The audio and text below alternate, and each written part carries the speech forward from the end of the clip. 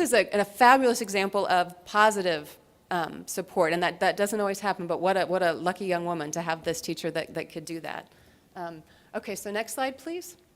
Meaning making. So how do you make sense of what's happening? And that was part of how we formed the question for this young person. My brother was too young. He was just about 1, around that age. And so my dad, really all he said was, I'm leaving it up to you. You need to take care of your mother and your brother.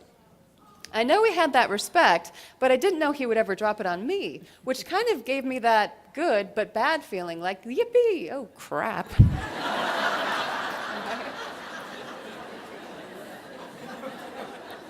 So we're looking at what sense do they make out of what's given to them. The next one says, I wouldn't say I felt mad, but it's kind of confusing about why he would want to go put himself in that position. Different story. Last one, when my dad was deployed, I felt the same as I always do. If you're born into the military, you get used to it. Different stories that they're telling themselves. Next slide. So implications for families. What does this mean for parents? I'm going to catch up with myself here. One piece is that we've got to encourage families, and if you're, I know lots of spouses and family members here, we've got to talk about this stuff. We have to be able to make explicit the stuff that's implicit. We have to say, here's how things are going to change. Here's how things are going to stay the same. Yes, it's scary. This is how it goes. The second point is to maintain consistent expectations, family patterns, activities, and rituals. We do best as organisms with predictability, and young people are no different. So I can't tell you the number of young people that said, well, when my whole family was together, we would sit down and have dinner every night. But now that my parents deployed, we just grab our plate and go sit in front of the TV. So they don't have to be the same rituals, but there needs to be some notion of consistency for everybody to be successful. The next one, access a support system for parents and youth. It could be a formal program, but with the intent of making those informal connections. In times of deployment, people want to feel seen. I mean, that's what people want anyway. And in these times of deployment, when your major attachment system is gone, either because your spouse is gone or your parent is gone, the sense of invisibility can be pretty great. And so thinking about how to leverage these programs to get people to feel connected, not just here's a resource, here's a website, but here's somebody you can talk to that gets what you're going through. Important for parents and for kids. Next, recognize indicators of adjustment. Parents need to have an eye out for what does it look like in boys and girls, what's normal, not normal for my kid. And remind youth that worry and distraction are normal. If they might think there's something wrong with them if they can't focus on their schoolwork. They might think that they're letting dad down or mom down because mom and dad said, study hard, that's your job while I'm gone, is get good grades. And if they can't do that, they might feel like they've really let them down. Recognize the impact of absence. Recognize that being gone as a parent or as a spouse is difficult, and cut yourself some slack and cut the kids some slack. Be gentle. This is a hard time. And then finally, learn and model appropriate strategies for self-care and coping. We can't be good caretakers to other people if we don't take care of ourselves. And I know we say that, but then this is exactly the crowd that doesn't do that, right? So find those resources, find what works for you so that you can help parents pass that on to their kids. There's a couple of good resources, and I promised that I wasn't paid to say this, but when I looked in the bag, there's the Scream-Free Parenting. Which is one example of a great way to get to know yourself and what stories as parents we're telling ourselves about what's going on so that we're not so reactive to our kids. Another great resource is Parenting from the Inside Out, which really, again, helps us to focus on we've got to get our own house in order before we can be a resource for our kids. So those are my implications. Next slide. Tons of resources. I know you can't read these. If you go to my website through Virginia Tech, most of this stuff is available as a PDF that you can just download, or I would be happy to give you different reports and papers that we've done. Thank you, and thanks again for your work.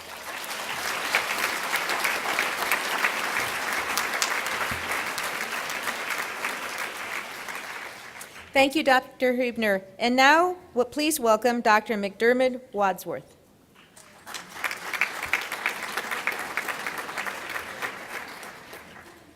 Good morning.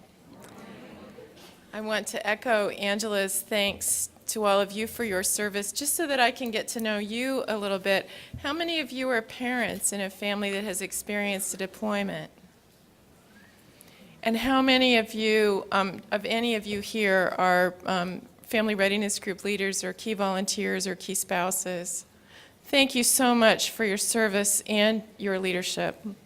I'm honored to be among you, and I wouldn't presume to try to teach you anything, but I can try to share with you information about resources that hopefully are available to you today. I don't have slides. I know that you're going to spend a lot of time today looking at slides, so I thought I would let you look at me. Also, because I don't have slides, you don't know how to reach me, I have a very easy email address, just my first name, @purdue.edu. Purdue like the university, not the chicken. And I'd be happy to send you any information that you would like. I'm going to try to focus my remarks on young children today, preschool children, and my goal is to try to give you some information that you can use hopefully in your own lives and also with the families that you are working so hard to serve as they complete their military service. We know that all parents worry about their children. And we know that during this war, parents and military leaders have really worried about how these long separations are affecting their children and what their children's long-term prospects will be. There's no doubt that deployment is challenging and children may struggle in a variety of ways. And we don't know yet all of the long-term consequences. But I do want to let you know that we do have evidence from many other challenging circumstances for children throughout history. We do have some good hints about some things. And really, children have experienced some awful things in the past and today. We have studies from orphanages where children were left alone and completely neglected for long periods of time.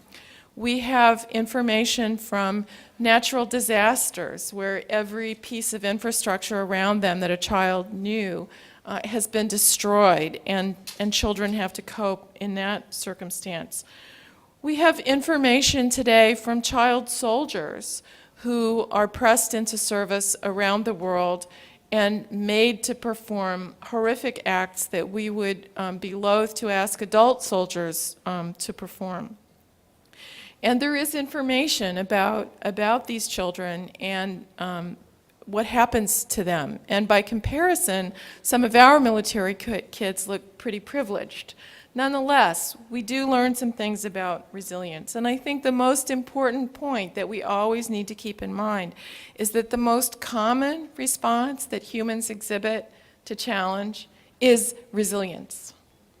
Humans are not in most cases, victims or victimized or overwhelmed or made unable to function. The modal response, the most common response, is resilience. And it's important for us to remember that so that we don't think of ourselves as people who don't have the wherewithal to respond and survive and thrive. We do, though, also, as you've heard this morning, have mounting evidence that there is a substantial minority of military children who experience measurable negative consequences in response to the challenges of deployment. We see elevated anxiety. We see reduced school achievement scores, and perhaps even more consequential for children is the behavior of others. We see substantial increases in some groups of child maltreatment, particularly neglect. So deployment is a challenging time for children, as is reintegration, and they also can be risky times for children, but it's important to remember that it's a substantial minority of children, not most children. In all of the studies that we know of about children in horrible circumstances, the thing that comes up over and over again that is key for children is a caring adult who is available and responsive to the child. That adult often is a parent, but not always. That adult may be a single adult, or it may be multiple adults. But adults are hugely important in the lives of children, and they always are. No matter what the public press tries to tell you about peers supplant parents, don't believe them. There's very little evidence that peers ever become more important than parents. Peers certainly become more important in adolescence, but not more important than parents. And of course, with young children, with preschool children, parents are enormously important. Kids, we know, can tolerate risks. Kids can survive challenges. When we start to see trouble is when kids are faced with too many risks. And risks don't just accumulate in a linear fashion. So kids may do fine with one risk factor or two or three, but all of a sudden the negative consequences start to mount up much more quickly. So the difference between 4 risks and 6 risks is bigger than the difference between 1 and 3. So children are, in most cases, resilient, but they're not resilient to everything, and they're not resilient to everything all at the same time. So as challenges start to mount, it's important to be attentive to the configuration of risks that children are experiencing. I'd like to tell you about 3 programs that are available to you. 2 are available to all of you now at any time. One is available only in Indiana right now, but I'd like to tell you what they are and why I think they are useful to you. We have been involved with each of these programs in different ways. The first I'd like to mention is the Talk, Listen, Connect program, which is the Sesame Workshop initiative that I'm sure all of you are familiar with. I believe you have copies of one of the DVDs in your bags, and they're available at the tables outside. The institute that I direct, the Military Family Research Institute, was the evaluator for Talk, Listen, Connect 2, which is the 2 modules that focused on multiple deployments and also people who have experienced wounds and injuries. And the evaluation data look good, even though it's a modest intervention, you know, watching a DVD with your child. That's a pretty short-term kind of intervention. So the findings are modest. But there's something that's very, very important about what Talk, Listen, Connect does that I think can be helpful to all of us. Because, you know, what do we do when a young child expresses a strong negative emotion? We try to reassure them. We say, oh, no, it's not so bad, or it'll be better tomorrow, or oh, you're not really angry at your dad. And all of those things are well-meaning efforts to protect our children. We feel that it's our job to protect them from negative experiences.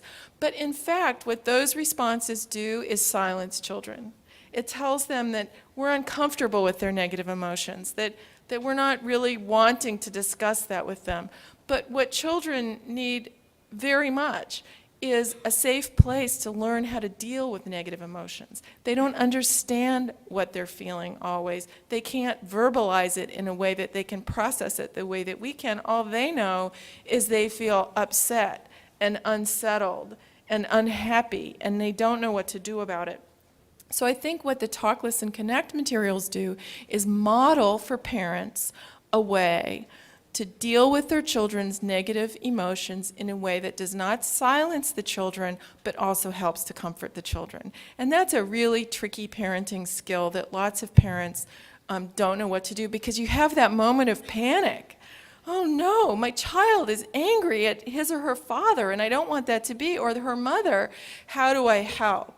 And so I think these materials are very helpful for that reason, and I think parents can feel supported, which they do. Our evidence shows that they do feel supported, but they can also learn something that's extremely valuable for young children.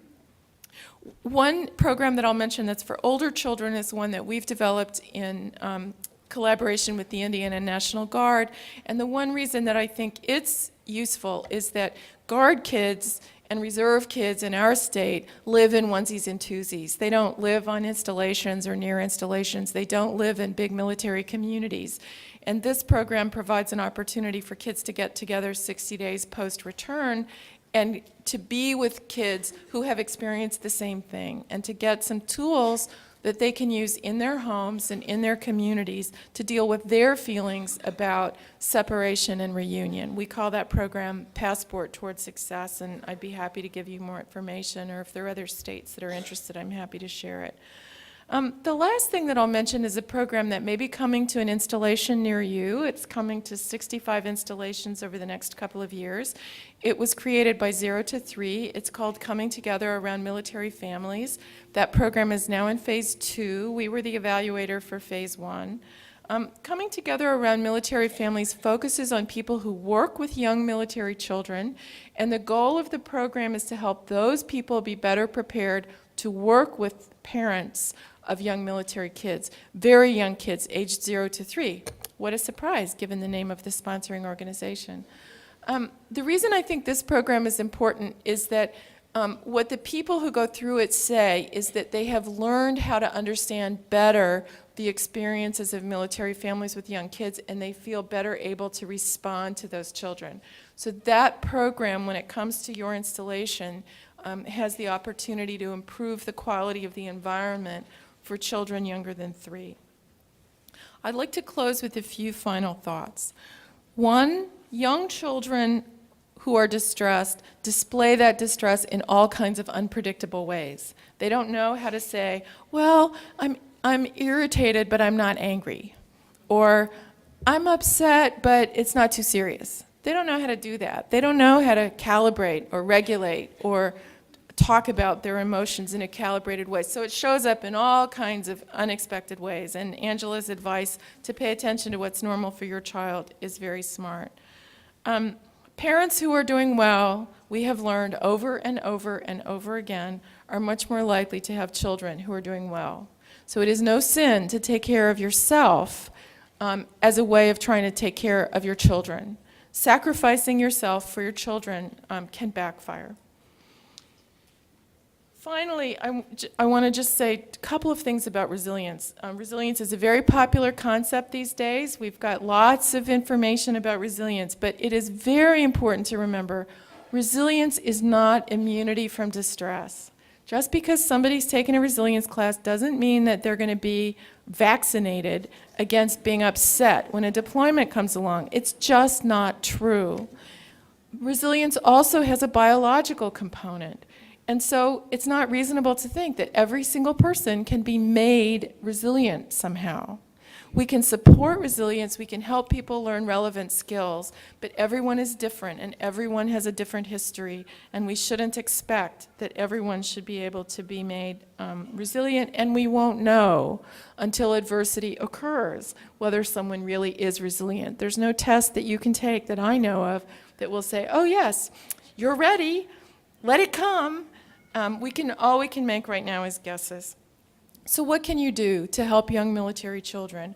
What are the 3 or 4 things that you can do? Number 1, model good problem solving for your children. They learn what they watch.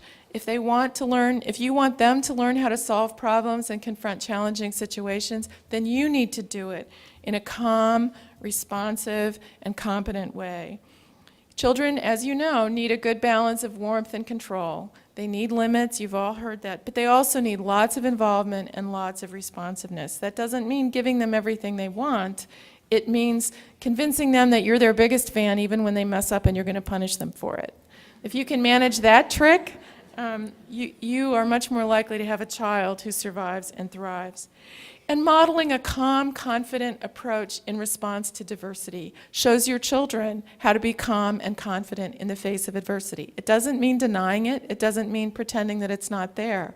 But it does show that you approach these things with an attitude of, I can figure out a way to do this. Even if I need to get help to deal with it, I'll do that.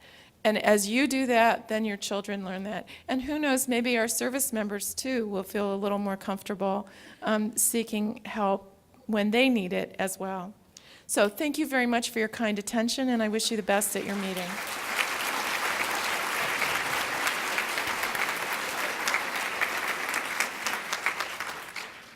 Thank you, Dr. McDermott Wadsworth. And next, we will hear from Ms. Young. Please welcome her.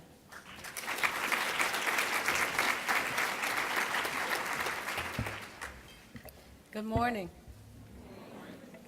My guess is that like me, many of you are wondering where my presentation fit into all of this research that's been shared up here.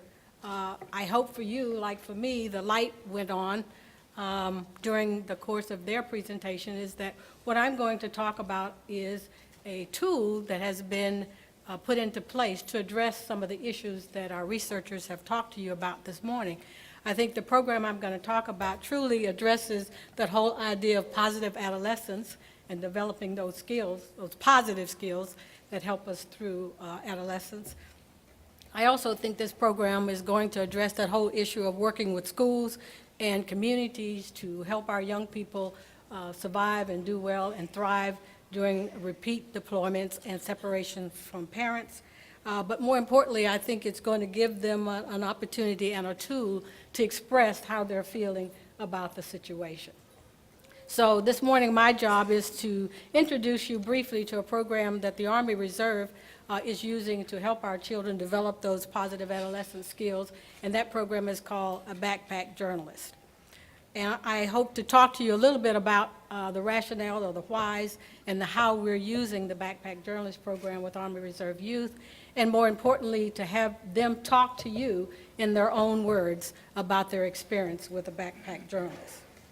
So, first of all, what is a backpack journalist? It's very difficult to describe unless you've been there. I describe it as a laboratory made up of professional journalists, photographers, songwriters, editors, and publishers who have developed what I refer to as a youth-centric environment where they teach children their craft. During the course of a backpack journalist experience, we have a journalist by the name of David Knight, who teaches our children to what he refers to as observate.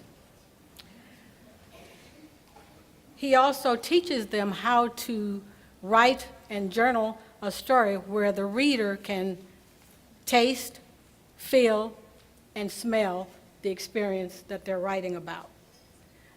During the course of their training, they also will hear from a photographer about how important it is to use light, shadowing, how important the use of and the focus on a hand or a face can show you the character of a person. We also have a person who is a songwriter who can teach them about how to use their own personal experience to develop lyrics and take those lyrics into a studio and develop an original song. Pretty in Pink is one of the songs that was developed in one of our events. They also have the opportunity to spend time with a cartoonist who can tell them and teach them about how to use a real picture and exaggerate it to the point where it is now a cartoon that tells a story.